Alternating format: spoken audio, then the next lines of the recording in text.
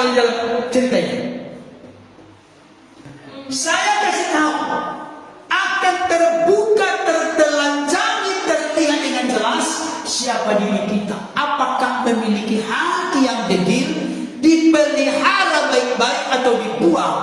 Saya kasih tahu tadi, buang hati yang degil, karena itu sangat berbahaya. Akan terlihat dan teruji, terbukti nanti orang yang memelihara hati yang degil ketika diperhadapkan dengan tantangan, pergumulan, persoalan hidup. Itulah yang terjadi dalam bulan ini. Setelah peristiwa Yesus membuat mujizat 5 keping roti dan ekor ikan, ternyata mereka tetap tidak mengerti, tetap mereka memiliki hati yang degil. Dan ketika terjadi permasalahan sepanjang perjalanan mereka, respon mereka berbeda sekali. Saya kasih tahu, masalah dalam hidup kita ini sebenarnya bukan karena ada masalah. Perhatikan kalimat ini. Masalah dalam hidup kita ini adalah bukan karena ada masalah, karena bagaimanapun semua manusia punya masalah. Berarti masalah yang terjadi dalam hidup kita adalah karena hati kita ini tidak pernah serius bertumbuh, berubah, tapi tetap memelihara, merawat, menjaga hati yang degil. Coba kita lihat apa yang terjadi pada mereka. Ayat 48. Perhatikan 48. Inilah masalah yang mereka ada. Ketika ia melihat betapa payahnya mereka mendayung karena angin sakal. Sudah tahu kemarin angin sakal apa?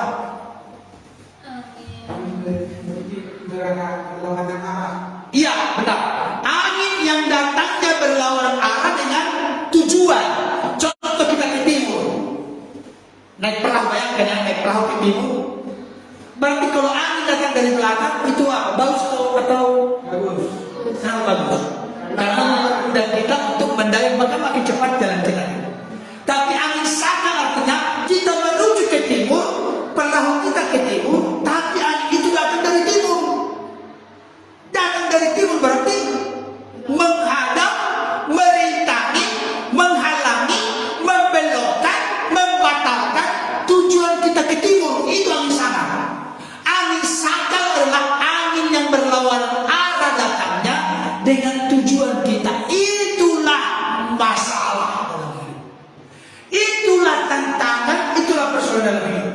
Ketika murid-murid ini diperhadapkan dengan angin sakal, mereka mengalami kesulitan untuk sampai kepada tujuan. Apa tujuannya tadi? Betsaida, kata ayat yang ke-45. Sesudah itu Yesus segera memerintahkan murid-muridnya naik ke perahu dan berangkat lebih dulu ke seberang ke. Jadi dari Betsaida datangnya angin itu, mereka menuju ke Betsaida. Perhatikan. Nah, ketika angin sakal ini menghadang mereka, merintangi mereka untuk sampai kepada tujuan, karena Yesus memerintahkan mereka sampai kepada tujuan, ternyata di dalamnya ada ketakutan, ada kecemasan, ada kekhawatiran yang saya pikir wajar. Tetapi karena hati mereka tidak degil, karena hati mereka degil, apa yang terjadi?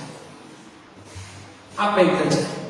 Yang pertama saja di sini, mereka tidak bisa lagi melihat bahwa Yesus sangat peduli dengan pergumulan, tantangan kesulitan mereka. Ini yang paling pertama. Kalau hati kita degil, maka biasanya itu fokus kepada orientasi kepada diri sendiri. Bayangkan, di sini konteksnya Yesus anak mereka, tapi dianggap apa? Dianggap mereka mengira bahwa Yesus hantu, ya kan?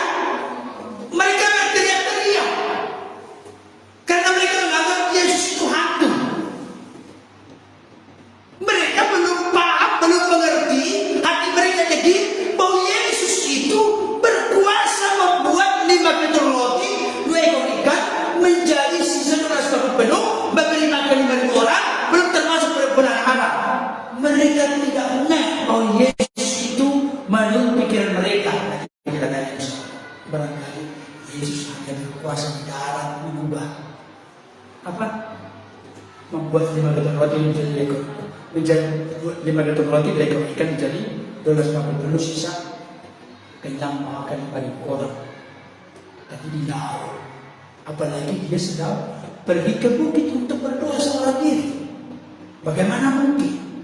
Nah, kedegilan hati ini membuat mata hati mereka tertutup dan gelap, tidak bisa mengerti, tidak bisa memahami bahwa Yesus itu sangat peduli dengan pergumulan mereka. Perhatikan, tadi saya katakan Yesus pergi ke bukit untuk berdoa. Jadi setelah sepanjang hari dia melayani orang banyak, 5.000 orang, belum termasuk perempuan anak-anak. Dengarkan baik ya, perhatikan baik. Yesus itu meninggalkan teladan yang sempurna bagi kita dalam segala hal, termasuk dalam hal memelihara relasi, hubungan, komunikasi, dialognya dengan Bapa. Setelah dia menyuruh murid-murid bertolak ke seberang ke Betsaida, setelah dia menyuruh orang banyak yang masuk yang diberi makan 5 gatong roti dan ekor ikan tadi disuruh pulang, maka Yesus pun mengkhususkan waktunya untuk bersekutu dengan Bapaknya. Berarti di sini boleh saya kategorikan Yesus memiliki kepentingan pribadi. Kepentingan pribadinya kepentingan yang sangat berkenan di hati Bapa. Karena dia secara khusus pergi ke bukit. Bayangkan, pergi ke bukit. Saya tidak katakan kalau berdoa yang benar harus pergi ke bukit, bukan.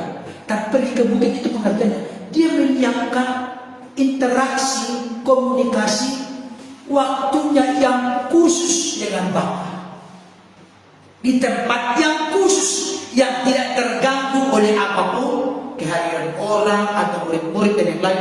Dia pergi ke tempat yang khusus supaya dia khusus menjadi relasi hubungannya dengan Bapaknya. Berarti kepentingan pribadinya, dia ingin bergaul karib, dekat dengan Bapaknya melalui doa. Itu kepentingan pribadi. Perhatikan, kelihatannya Bapak Ibu Saudara, Yesus ini hanya menyuruh murid-murid untuk naik perahu duluan. Tapi saya mau kasih tahu, yang memerintahkan murid-murid ini untuk naik perahu duluan ke Betsaida siapa? Itu yang paling pokok. Yang memerintahkan. Jadi artinya murid-murid ini sedang menjalankan kehendak sendiri atau menjalankan kehendak gurunya? Kehendak Yesus. Kehendak Yesus. Itu yang perlu dipastikan. Itu yang perlu dipastikan dalam hidup kita. Ketika kita menjalani kehidupan ini, mari kita menjalankan kehidupan kita sesuai dengan kehendak Bapa, sesuai dengan kehendak Yesus yang tertera dan tertulis dalam firman Tuhan. Tapi kelihatannya Yesus itu mengutamakan kepentingan pribadinya untuk berdoa dengan Bapaknya.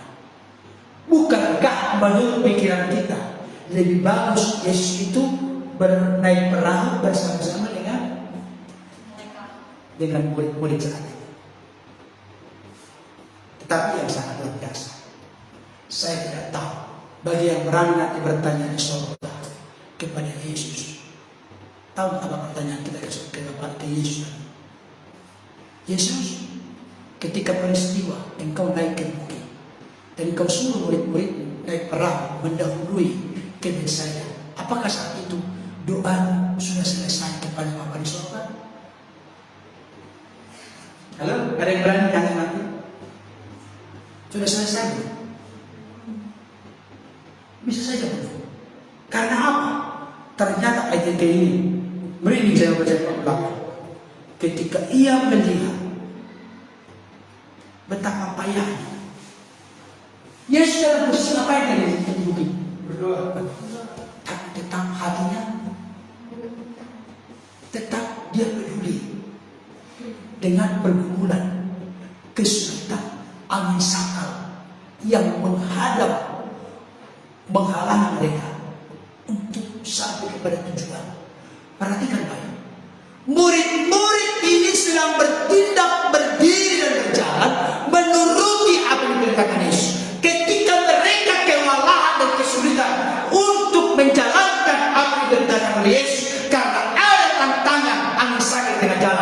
maka Yesus itu yang memberikan perintah. Dia bertanggung jawab. Dia peduli dengan apapun yang menjadi penghalang perintah bagi murid-murid untuk sampai kepada tujuan. Itu dia. Tapi kalau hati yang degil nggak ngerti ini, nggak ngerti, hati yang degil nggak ngerti. Bapak saudara tahu ayat lagi 52 tadi, sebab sesudah peristiwa roti pengertian itu sudah sedang akan mana benar. Kalau sesudah, maka sudah selesai, maka sudah lewat. Peristiwa sudah terjadi. Artinya pengalaman di masa lalu tentang perbuatan Tuhan itu sebenarnya hal itu harus semakin membuat kita mengerti, membuat kita tidak degil, membuat kita makin percaya bahwa Tuhan yang kita sembah adalah Tuhan yang berbuat, Tuhan yang nyata, karya dan kuasanya dalam hidup kita. Itu dia. Dan yang kedua, Bapak Saudara baca lagi ayat yang ke-48, mulai dari maka kira-kira, kita baca sama-sama. Dua ya. Maka kira-kira jam 3 malam ia datang kepada mereka berjalan di atas air dan ia hendak melewati mereka. Tolong garis bawahi kata berjalan. Air itu apa bagi mereka? Masalah. Yes. Perhatikan. Air itu apa bagi murid? Masalah, tantangan, pergumulan yang menghadang mereka sampai ke tujuan. Apalagi dihembus dengan angin sakal yang melawan arah.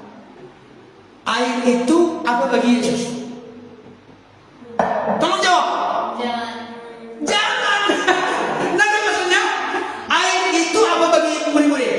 Masalah. Air itu apa bagi Yesus? Berarti masalah kita adalah jalan bagi Yesus untuk menghampiri mendatangi kita. Ada maksudnya? Halo? Ngerti gak ini? Kalau hati degil, maka kita tidak akan tahu ini. Yang kita langsung tahu apa? Aduh, mati.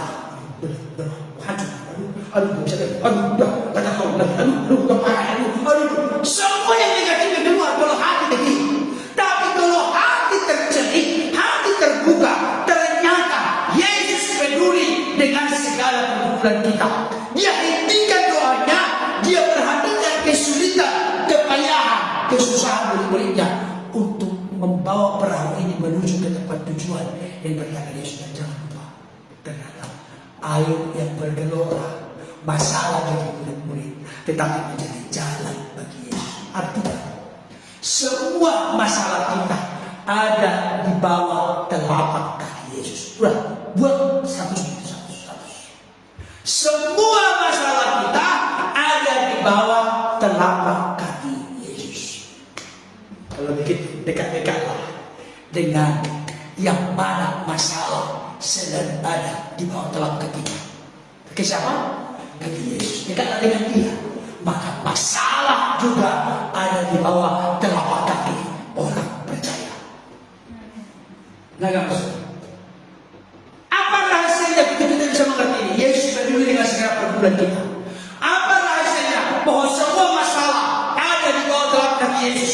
Masalah menjadi jalan bagi Yesus untuk menghampiri, mendekati murid-muridnya. Bahkan ketika Yesus naik perahu, apa yang terjadi? Wow, perhatikan. Ketika Yesus naik perahu, apa yang terjadi? Perhatikan ayatnya.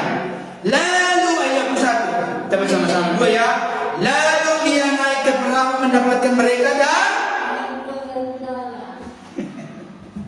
nah, kagak maksudnya ini.